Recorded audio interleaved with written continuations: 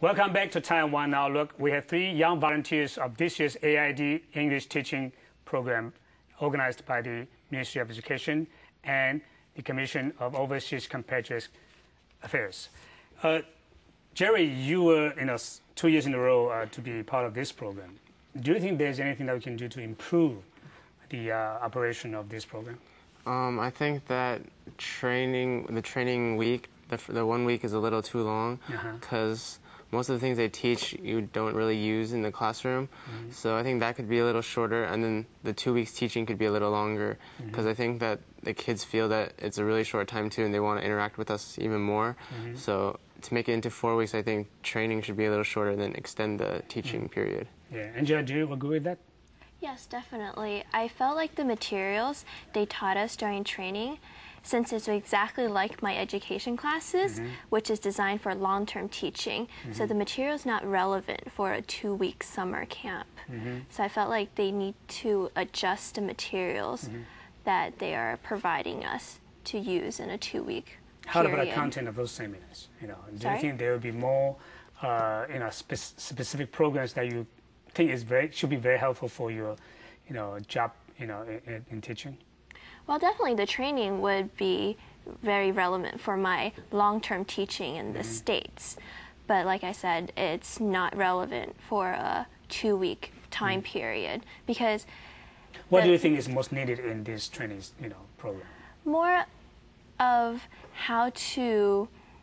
more resources of like games and materials. Where can we find materials in Taiwan? Like I know where to find materials if I was back home. That's right. But I think it would be more useful if they could tell me at my school where can I find resources to use. That's right. Tiffany, what do you think about the program? Do you think there's anything that we can improve to make the program more successful?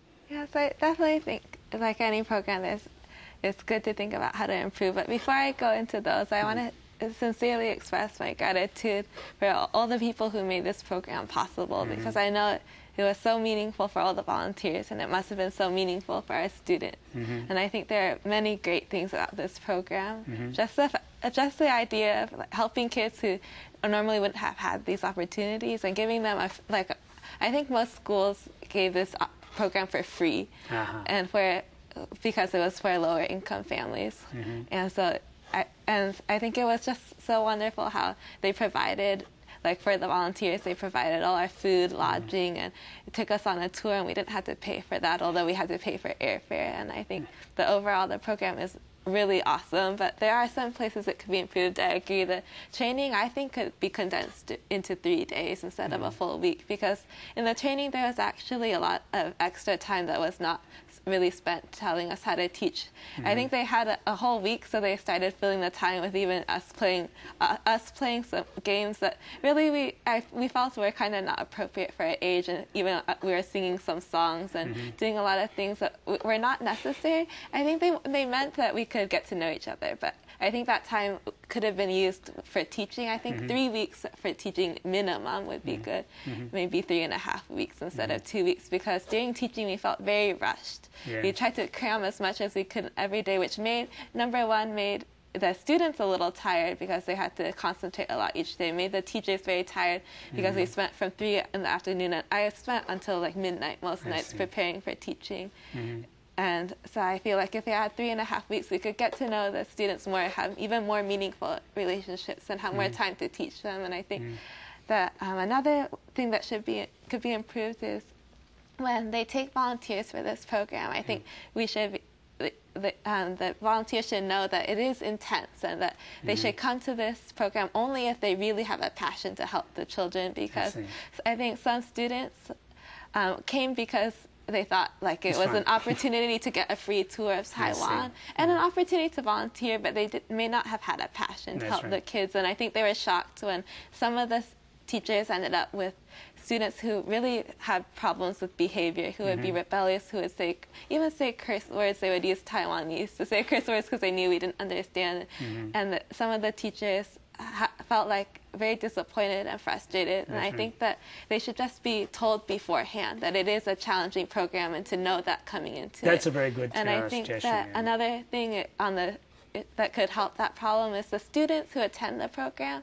We should really think about, I think each school should monitor the students to see if they're enjoying the program, or see if some students who come to the program, if they're having problems with behavior, it may be better not to make them feel obligated to keep coming, because even though we want to encourage kids to come to have this good opportunity, but some kids just aren't mature enough or aren't ready enough and have problems with behavior.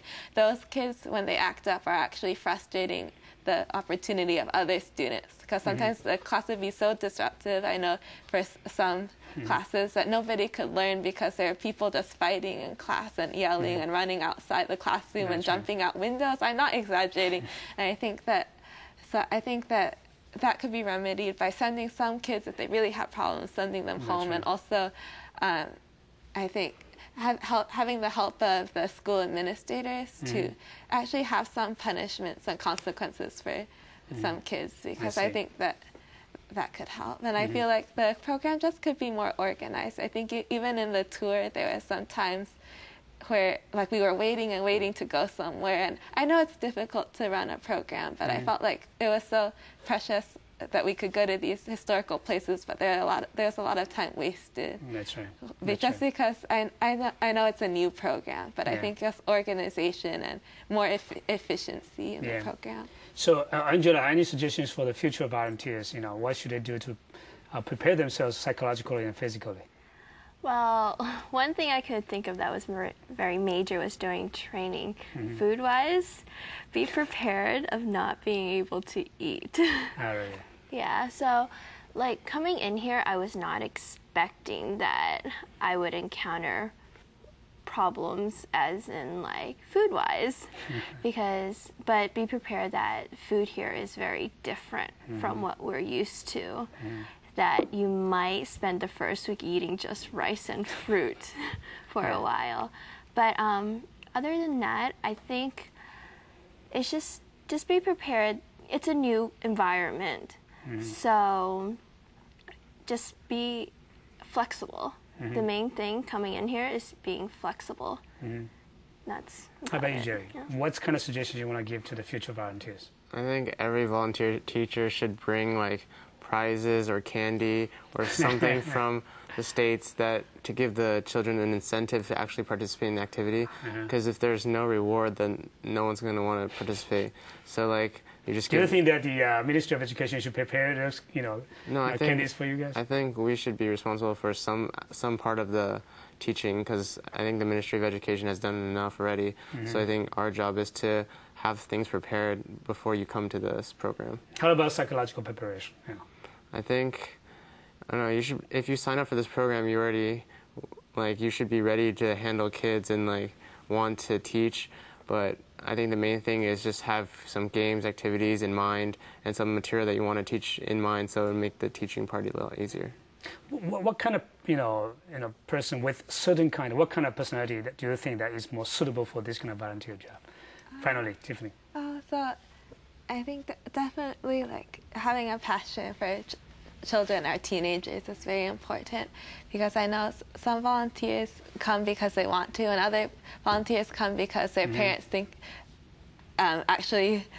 some volunteers, their parents actually fill out the application for them and force them to come, and I would actually discourage things like that, because I feel like the main point of this program is to help the children and to be able to have the patience